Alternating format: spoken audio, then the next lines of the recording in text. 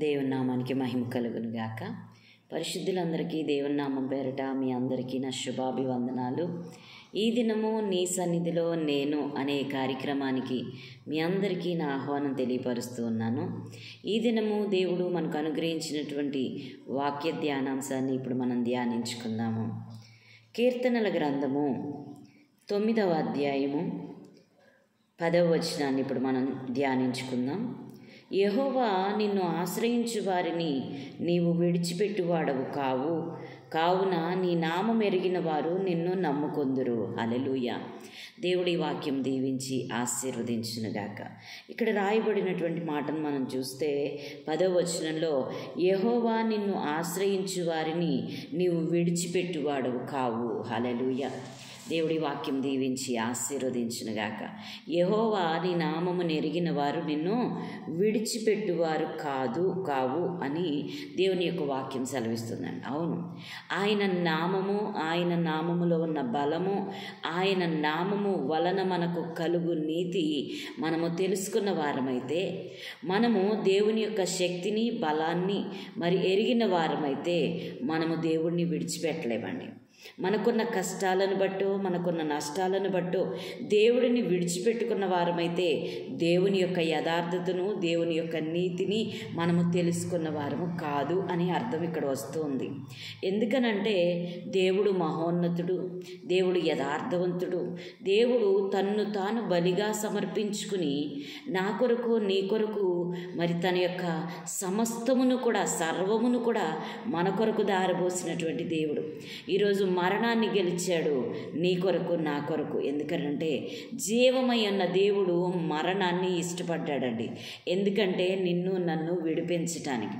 ఈరోజు నీకు నాకు ఉన్న మరణాన్నే విడిపించిన దేవుడు ఈరోజు నీ కష్టములో, నీ నష్టములో, నీ శ్రమలో, నీ నిందలో దేవుడు ఒంటరిగా నిన్ను విడిచిపెడతాడా? దేవుడు లేడని బుద్ధిహీనులు తమ హృదయములో అనుకుంటారంట. చాలామంది ఈరోజు చూస్తున్నటువంటి ప్రియ దైవ బిడ్డలారా, మరి మీరైతే ఆలోచిస్తూ ఉండొచ్చు, దేవుడు నిజంగా ఉంటే నా జీవితంలో ఇలాగెందుకు జరుగుతుంది? దేవుడు నిజముగా నా యందు ఉంటే గనక, నన్ను చూస్తూ ఉంటే గనక ఈ శ్రమలు ఎందుకు వస్తున్నాయి అని మీరు అనుకున్నట్లయితే దేవుడి దినమును చెప్తూ ఉన్నాడు, నువ్వు నిజంగా దేవుణ్ణి ఎరిగి ఉన్నదానివైతే దేవుడు లేడని నువ్వు అనుకోలేవు. ఎందుకంటే ఆయన బలము, ఆయన శక్తి, ఆయన సామర్థ్యమును తెలుసుకుని కూడా ఈరోజు మనము సిలువలో వేలాడిన క్రీస్తు ప్రభువును చూస్తే ఆయన ఎందు నిమిత్తం అండి ఆ త్యాగం చేసింది? నిన్ను నన్ను శాపం నుంచి విడిపించటానికి, నిన్ను నన్ను మరణం నుంచి విడిపించటానికి, నిన్ను నన్ను చీకట్లో నుండి బయటికి తీసుకురావడానికి, నీవు నేను బంధింపబడి ఉన్నాము గనక మన బంధకములను తీసివేయడానికి ఆయన బంధించబడ్డాడు. హల్లెలూయా. నీకు బదులుగా, నాకు బదులుగా, మనందరికీ బదులుగా మనము పొందవలసినటువంటి సమస్త పాప పరిహారార్థమై ఆయన మరణము చెందాడు. హల్లెలూయా. ప్రియ దైవ బిడ్డలారా, దేవుని సంగమా, యథార్థతను ప్రేమించే దేవుడు ఈరోజు నువ్వు యథార్థతను కోల్పోయినప్పటికీ కూడా, నీవు మరణమును తెచ్చిపెట్టుకున్నా కూడా, నీ జీవితంలో కించిత్తు కూడా జీవం అనేది లేనటువంటి స్థితిలో నీవు ఉండగా, దేవుడిచ్చినటువంటి సర్వాంగ కవచాన్ని కూడా నువ్వు పోగొట్టుకుని ఉంటుండగా, దేవుడిచ్చినటువంటి సమస్త సమృద్ధిని నువ్వు పోగొట్టుకుని ఉంటుండగా, నీవు చేసినటువంటి పాపమును బట్టి వచ్చినటువంటి నిందనే నువ్వు మోయలేకపోతున్నావే.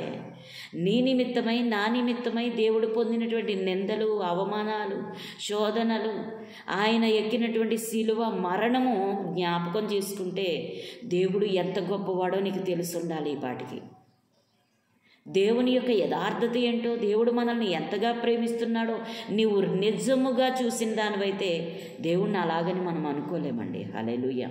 ఇక్కడ దేవుడు చెప్తూ ఉన్నాడు 10వ వచనంలో, యెహోవా నిన్ను ఆశ్రయించు వారిని నీవు విడిచిపెట్టువాడవు కావు, కావున నీ నామం ఎరిగిన వారు నిన్ను నమ్ముకొందురు. హల్లెలూయా.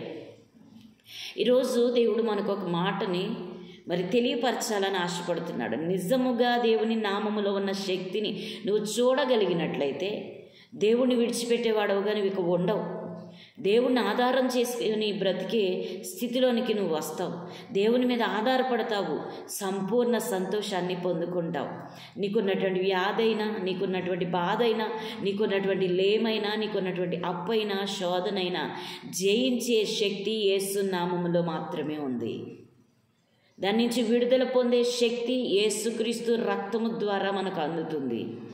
క్రీస్తు ప్రభువును అంగీకరించిన వాడవైతే, క్రీస్తు ప్రభువు ద్వారా జీవించిన వాడవైతే, ప్రభువు మూలముగా జన్మించిన వాడవైతే నువ్వు నూతన సృష్టిగా మార్చబడ్డావు. హల్లెలూయా.